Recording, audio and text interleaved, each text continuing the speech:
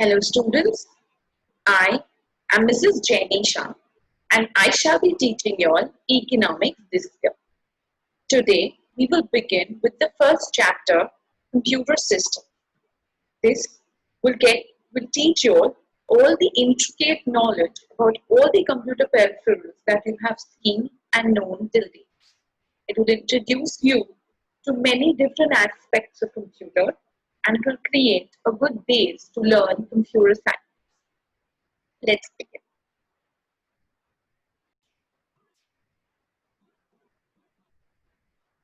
So I would like to start my class with you all with this quote.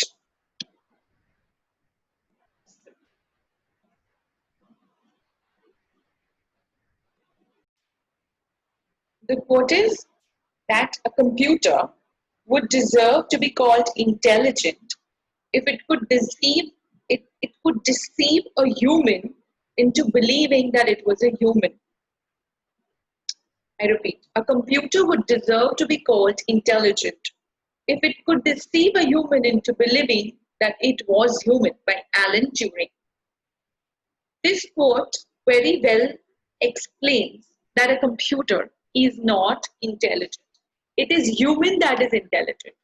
And the day the computer can manipulate a human into thinking it is intelligent, that day it can be deserved to called intelligent.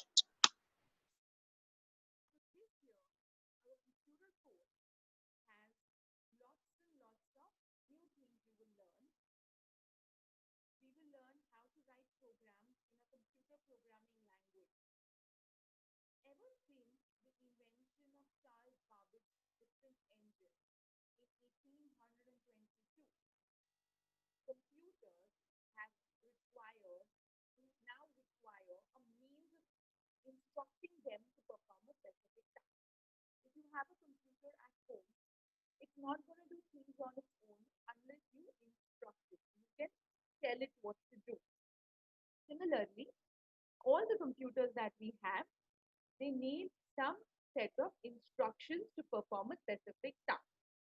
These instructions that we have to give them, okay, these instructions are written in a set of a program, and the language in which we write them is called a programming language.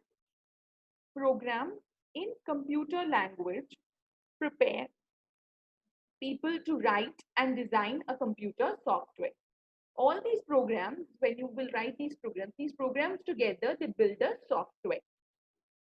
Computer language were first composed of a series of steps to write a particular program. Now these morph into a series of steps keyed into the computer and then executed. Later, these languages acquired advanced features such as logical branching and object orientation. So this year, our syllabus focuses on concepts like um, like conceptual knowledge and practical skills. We will learn to write programs that stretch our mind and help us think better. It will make us create a way of thinking about things that will become helpful in all domains of your life. Nowadays, computers are very vital in all walks of our life. So, learning how to think to make computer work best will be very efficient. Let's start with the first chapter now. Computer system. What is a computer? A computer is an electronic device that processes input data and produces results, that is output, according to a set of instructions called a program.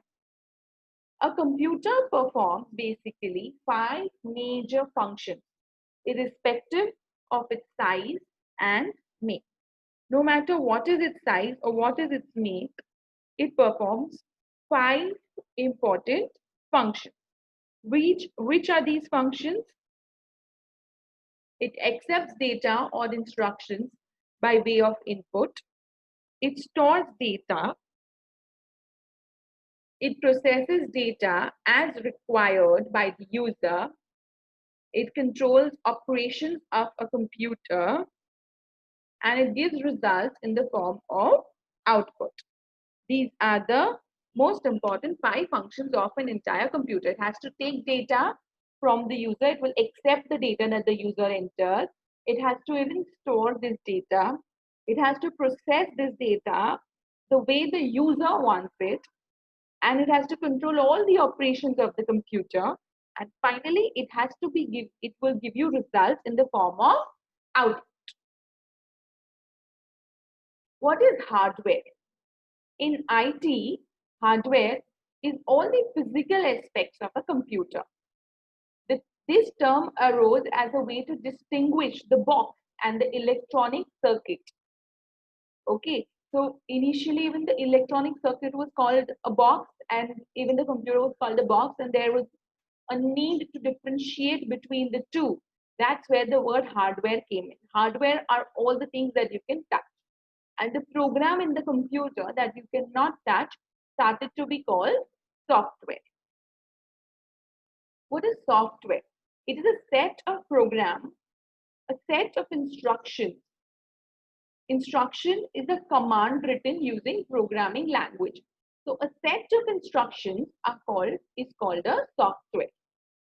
Okay, now software, we'll look into the classifications a little later. We'll be looking into quite a lot of detail of software. Okay, so at the moment, just know that softwares are classified as application software and utility and system software. 3. We will look into the details a little later. Computer organization. How is a computer organized?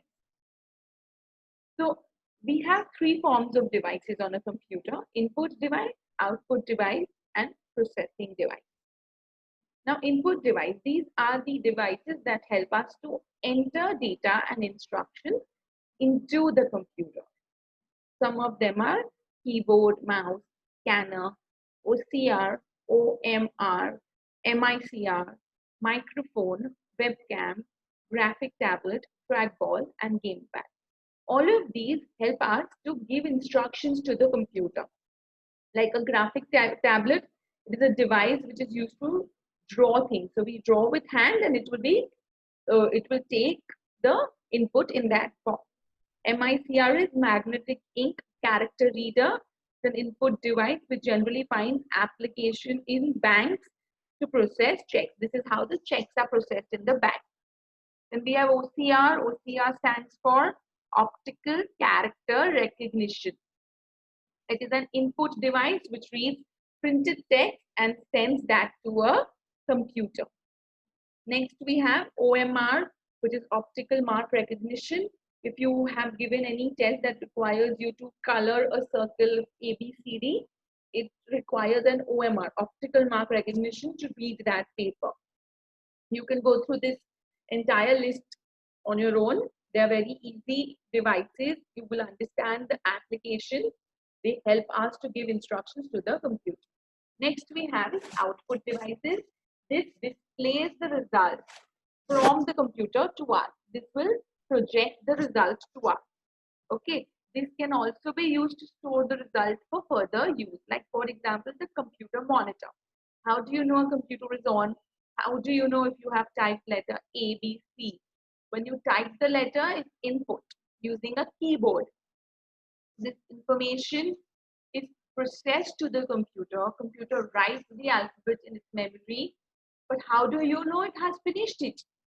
It shows you on the screen. If the screen is not there, you will not know that the work has been done. So this is the work of the output device, to display the result. Next is the speaker. Again, it's telling us that the song is playing by the computer. How do you listen? Because of the speaker. Projector, it gets the data from the computer and displays or projects it onto a screen. Now, these devices are input as well as output devices.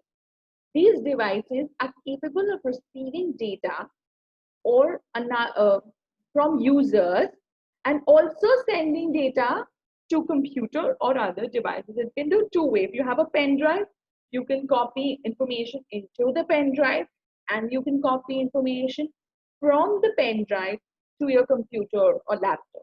Yes, it's a two-way thing. So anything that performs two-way tasks becomes an input and output device. It means a device which can be used as both input and output device. They are called I/O devices. Okay, so you have USB drive, you have Facsimile. Facsimile is a fax machine. It will send fax also and it will receive it also. Modem. Modem are very, very, very important nowadays. Internet modem. Okay, so if it will not only get data, like it will not, it will even send information as well as it will receive the information. CD-RW or DVD-RW. Very important. It is not CD-R or CD-ROM. It is CD-RW and DVD-RW. RW over here indicate read-write. That means you can read from that CD, you can erase the data, and you can copy new data. Yes, 2-3 things you can do in that CD, read and write. Finally, touch screen. Touch screen is also both input and output. By touching the screen, input is provided, and being a screen itself, it is used as an output device. These are the mobile phones that we have. When you see your picture over there, that is the output you get. But when you click and you're trying to, make the picture big or small, you're using your touch, the gesture. So that time it becomes an input device. So your mobile screens, your iPads, anything that has a touch screen is both input as well as output. Headset. Headset is, it is a combination of speaker and microphone. The speaker is what? Output device. It gives information to you, so out. And input is what? It gives information to computer. So that would be microphone. Whatever you speak goes in the computer, recorded and stored. So I again say input devices, all the devices that help us put information in the computer. Put input that helps us to put information in the computer. And output devices are all devices that show results out from the computer to you. Output, it puts it out. Okay, this is how a computer system is organized. Okay, these are the components. We have the primary memory, control unit, and arithmetic logic unit. And this all three together form a CPU, central processing unit. All the information from the primary memory, if required for future use, is saved into secondary storage devices. At the same time, on the right and left, we have input device, output device. Input device puts information into the computer. So you can see the arrow going inside or towards the CPU. And output device shows information to the user. So here you can see an arrow from the CPU to the output device. Computer organization. The computer organization, that means what is a CPU? Central Processing Unit. It is responsible for processing the data and instruction. Now this unit is divided into 3 sections. Control unit, arithmetic logic unit, and primary memory. Now control unit, what is this? This unit coordinates various operations of the computer. Like it directs the sequence of operations, it interprets the instructions of a program in storage unit and produces signals to execute the instructions. It directs the flow of data and instructions in the computer system. Computer organization. This unit is responsible for performing various arithmetic operations of addition, subtraction, multiplication, division, and relational operations such as equal to, greater than, lesser than, greater than, not equal to, logical operations. Primary unit, the main or primary memory stores information. There was a primary unit also. So primary memory unit, this is the main memory, or you can say primary memory that stores instruction and stores information. Information is what? Instruction and data. Now there are 2 types of primary memory, RAM and ROM. RAM is random access memory. It is used for primary storage in computers to hold active information of data and instructions. Very important. The data that we need currently is stored in RAM. ROM, that is read-only memory, is used to store the instructions provided by the manufacturer, which holds the instructions to check the basic hardware interconnector and to load the operating system from the appropriate storage device. So ROM is like permanent storage, RAM is temporary storage. There are different ports inside a computer. So you can see a communication port, also called a COM port very easily. A communication port is mounted in a slot on the computer for easy plugging and unplugging of a peripheral device. Serial port. Through this port, the information travels in and out, one bit at a time. Serial ports come in the form of 9-pin or 25-pin male collector. These ports are often known as communication port. Mouse, modem, etc. are connected using serial port. So now mostly everything is being replaced by a USB. Everything is now being replaced with a USB. Parallel port. Through this port, several data signals are sent simultaneously over several parallel channels. Parallel ports come in the form of 25-pin female connector. These ports are used to connect printer, scanner, etc. And then we have the USB port, which is USB stands for Universal Serial Bus. Universal Serial Bus. These are used for short distance digital data communication. This port allows data transfer between devices with little electric power. So this was all about the computer, organization about the computer, the different devices. So before we move further, do a small self-assessment test here. I want you all to write down any 3 input devices, any 3 output devices, and also 3 input and output devices in your books right now. Quickly. I'm going to wait for an entire minute for you to write, and then I'm going to tell you the answer.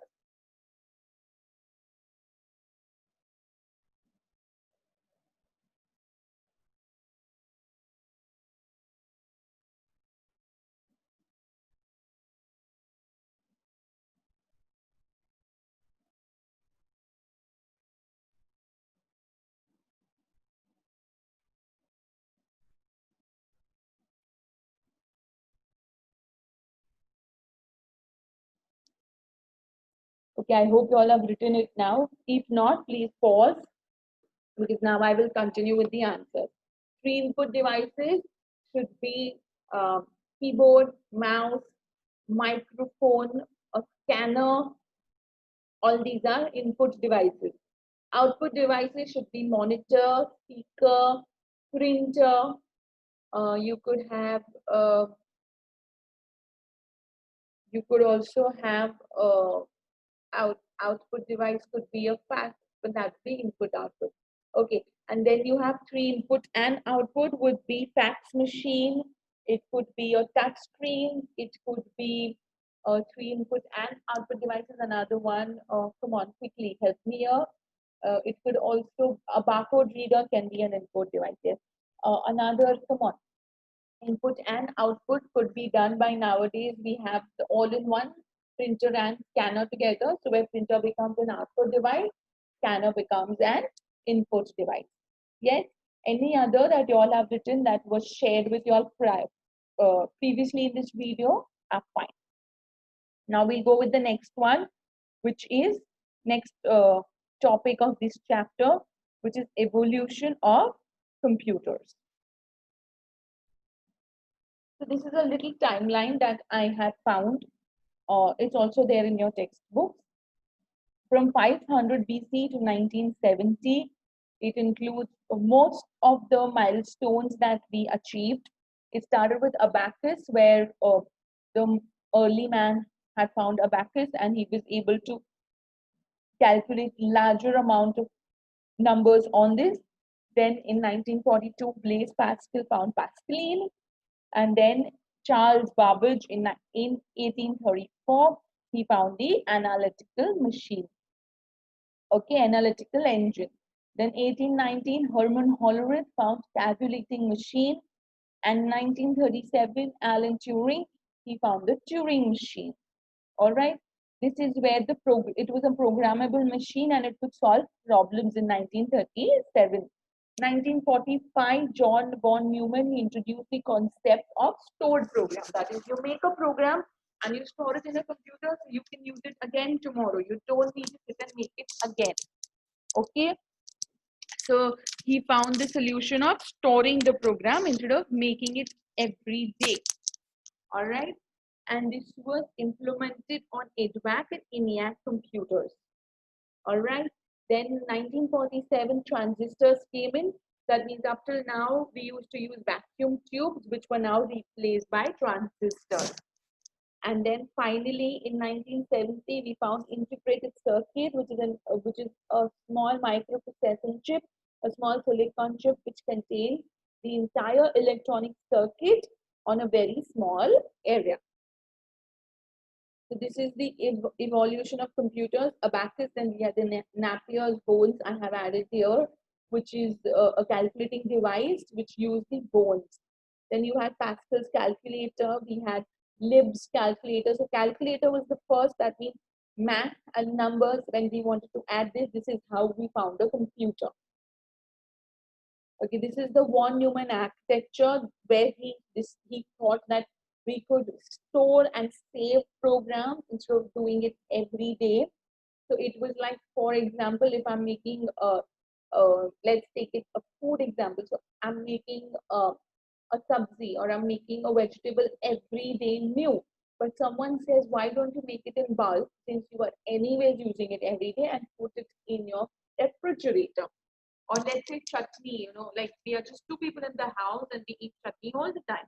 So making chutney for two people is very difficult because it doesn't even mix in the mixer grinder. So if you make it in bulk and store it, you can have a little every day.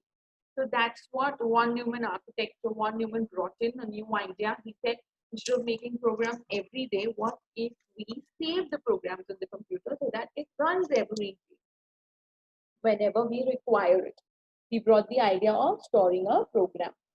Then came, how did we get a computer from a calculator? So how did a computer or calculator turn into a smart device?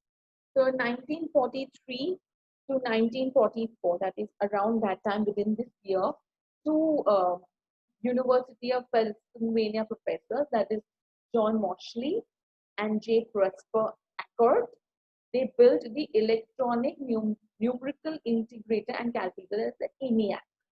And they are considered as the grandfather of digital computers.